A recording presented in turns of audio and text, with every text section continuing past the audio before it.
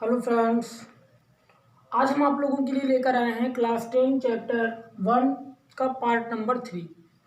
इसके पहले की वीडियो में हमने बताया था कि रासायनिक समीकरण क्या है, रासायनिक अभिक्रिया क्या है और रासायनिक समीकरण क्या है। तो उसी में अगला पॉइंट आता है कि रासायनिक समीकरण को संतुलित करना।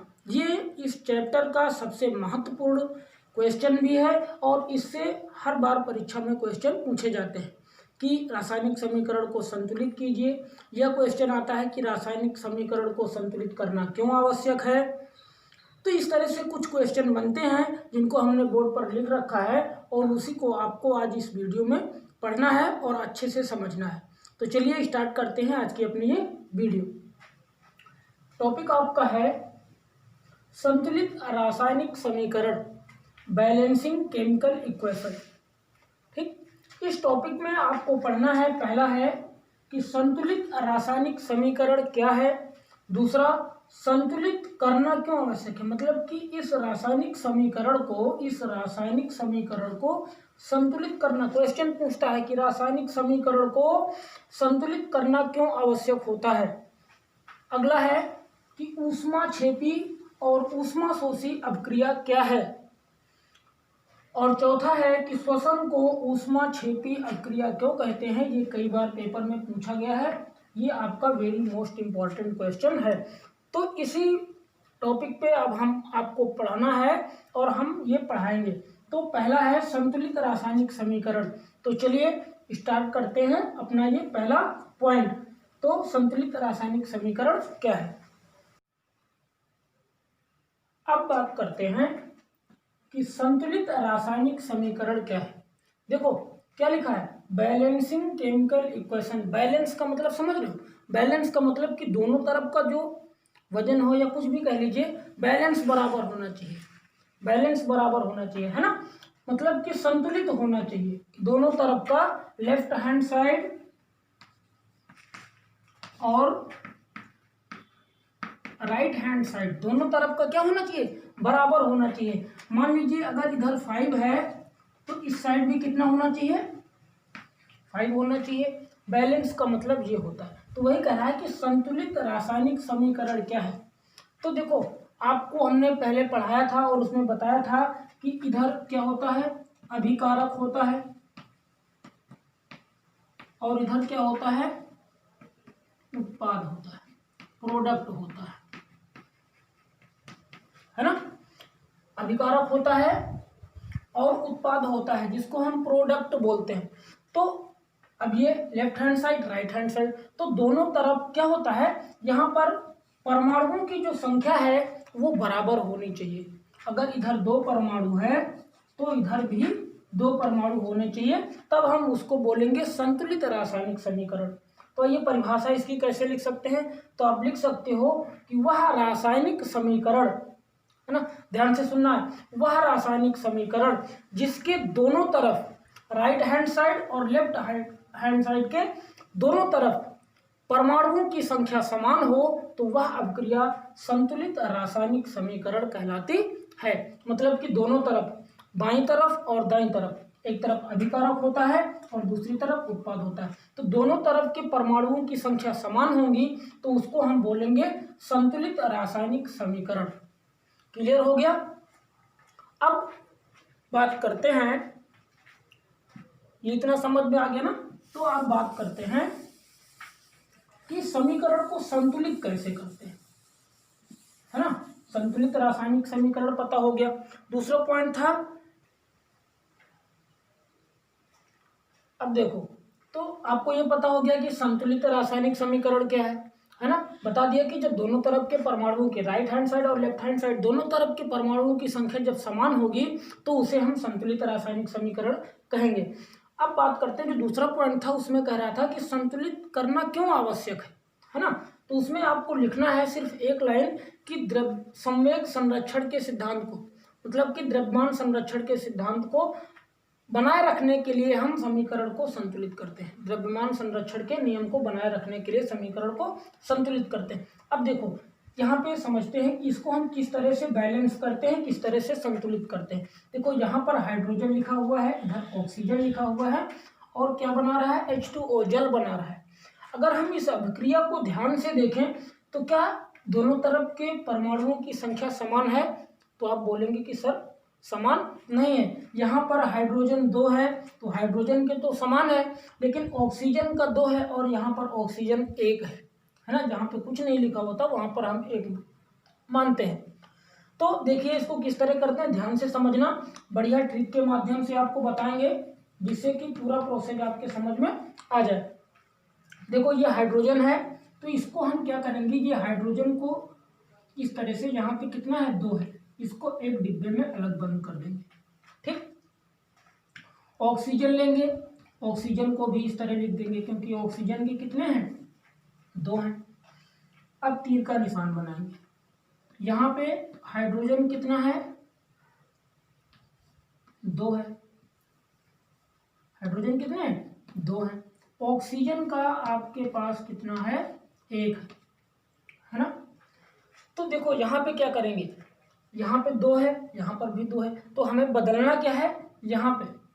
ठीक, लेकिन ये ध्यान देना थोड़ा गड़बड़ हो गया। देखो यहाँ पे तो दोनों अलग थे, यहाँ पे हाइड्रोजन अलग था इसलिए हमने उसको क्या किया, अलग डिब्बे में रखा, ऑक्सीजन को अलग डिब्बे में। लेकिन यहाँ पे हम हाइड्रोजन के 2 हैं और ऑक्सीजन का कितना है 1 है, इसको इस तरह एक डिब्बे में बंद करके रखेंगे क्योंकि ये एक तत्व है ना। तो H2O, तो यहाँ पे देखो यहाँ पे 2 है, यहाँ पे 1 है, यहाँ पर भी 2 है, यहाँ पर भी 2 है, तो क्या करें कि यहाँ पे 2 हो जाए। अगर हम यहाँ पे 2 से मल्टीप्लाई कर दें तो हाइड्रोजन तो 4 हो जाएगा ना, हाइड्रोजन कितना हो जाएगा 4 और ऑक्सीजन भी हो जाएगा 2। अब देखो ऑक्सीजन का सही हो गया तो हाइड्रोजन का गड़बड़ हो गया, हाइड्रोजन के हो गए 4 है ना। तो यहाँ पे क्या करें, अगर हम यहाँ पर 2 लिख दे तब हमारा काम बन सकता है ना। इक्वल लगाएंगे तो 2 से 2 का मल्टीप्लाई 4, ऑक्सीजन का 2 है ही है। अब देखो इधर भी 4 है, इधर भी 4 है, इधर भी 2 है, इधर भी 2 है। इसका मतलब आप लिख सकते हो H2 प्लस O2 गिव, अब यहाँ पे 2 लिखा है ना, देखो यहाँ पे हमने 2 लिखा था इसलिए यहाँ पर हम क्या लिख देंगे 2। ऑक्सीजन पे कुछ नहीं लगा था तो ऑक्सीजन पे हमने कुछ नहीं लगाया, हाइड्रोजन पे यहाँ पे 2 लिखा था तो लिखेंगे 2H2। ये क्या हो गया, ये संतुलित हो गया। क्या हो गया, ये दोनों तरफ के परमाणुओं की जो संख्या है वो क्या हो गई, बराबर हो गई। भाई देखो यहाँ पे 2 दूनी 4, हाइड्रोजन के कितने हैं 4, 2 दूनी 4, हाइड्रोजन भी 4, ऑक्सीजन के 2 हैं तो ये ऑक्सीजन यहाँ से ले जाएगा तो ऑक्सीजन के भी कितने हो गए 2। तो इस तरह से ये है। अब अगला वाला समझते हैं। अब देखो उसी तरह से सेम इसको भी करना है।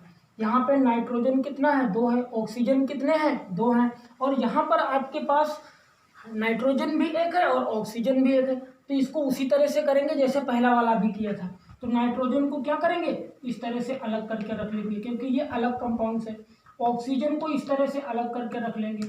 बढ़िया ट्रिक है, ध्यान से समझना, बिल्कुल समझ में आएगी। यहाँ पे देखो नाइट्रोजन और ऑक्सीजन एक यहाँ पर भी है, एक यहाँ पर भी, इस तरह से 1 है, दोनों 1 है इसलिए इसको हम एक डिब्बे में ही बंद करके रखेंगे। तो देखो यहाँ पे 2 है, यहाँ पे, ये तो बहुत ही सरल है। अगर हम यहाँ पे 2 से मल्टीप्लाई करें तो नाइट्रोजन भी 2 हो जाएगा और ऑक्सीजन भी कितना हो जाएगा 2, और यही है ऑक्सीजन भी 2 है, नाइट्रोजन, ये तो संतुलित हो गया। इसको आप कैसे लिख सकते हो, N2 plus O2 plus 2NO, हो गया संतुलित।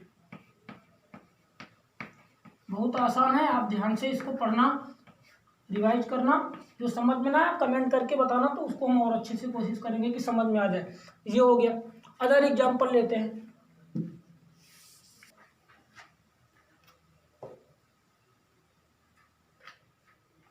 देखो अब यहाँ पे ये तीसरा एग्जाम्पल है, क्या है एग्जाम्पल नंबर 3। अब देखो यहाँ पे कार्बन कितना है, उसी तरह से सेम करेंगे तो आपको समझ में धीरे धीरे आ रहा होगा।